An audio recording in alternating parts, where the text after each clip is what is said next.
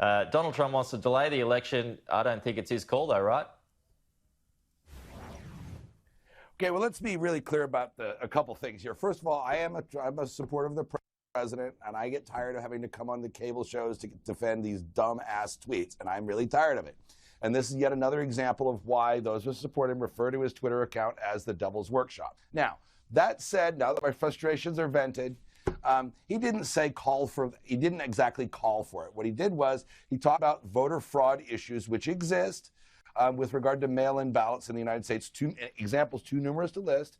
And then he put the question, should we delay the election? The tweet ended with question marks, not a period, not an exclamation point. So he's putting it out there. Nonetheless, the president's had a great week, otherwise been on offense. His numbers are really improving, showing a lot more discipline. And then he has to go and lay this egg. But no, it would require an act of Congress and a change in federal law, which is just not going to happen.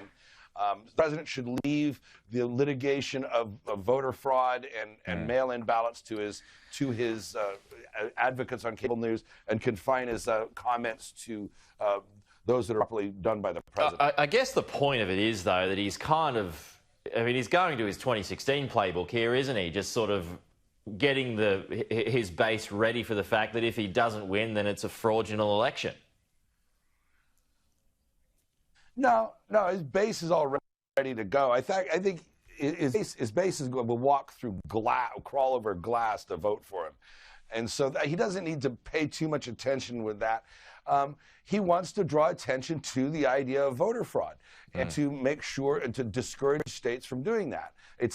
Mail-in ballots is against the American tradition. Americans have always voted in person. Now, Democrats seem to want to have mail-in ballots because they rely on so many of their volunteers, unions, and so forth to go to someone's house, help them fill out a ballot, and then return it. The more hands you have on a ballot, the more likely there is for monkey business, the more greater chance for monkey business. So the president has a point in that respect. But it's not his play. He shouldn't have been doing this on Twitter last night, not after the great week that he's had. I just want to play you a grab, John. This is the former President Barack Obama delivering a eulogy at John Lewis's funeral this morning. Let's have a listen.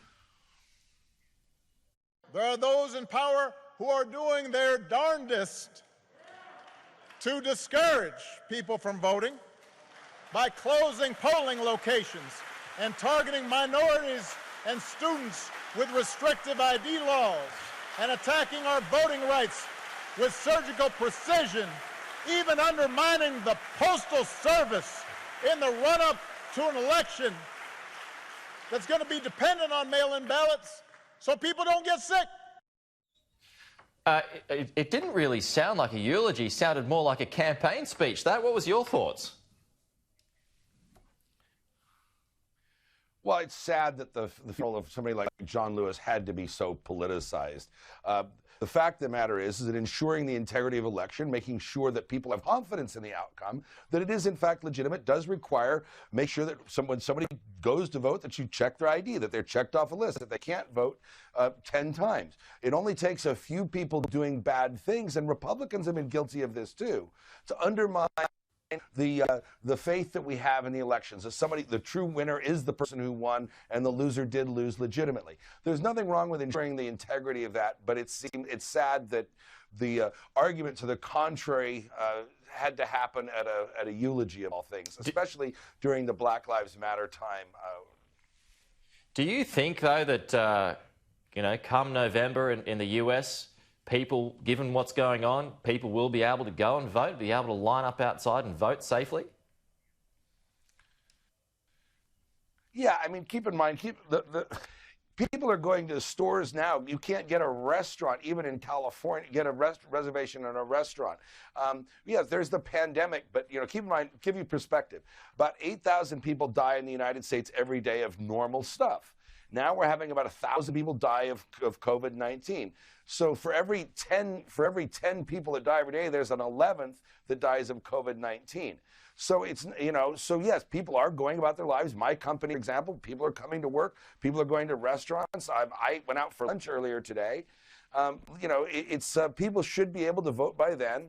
Should be able to vote. They could vote now, and they should be able to vote by then.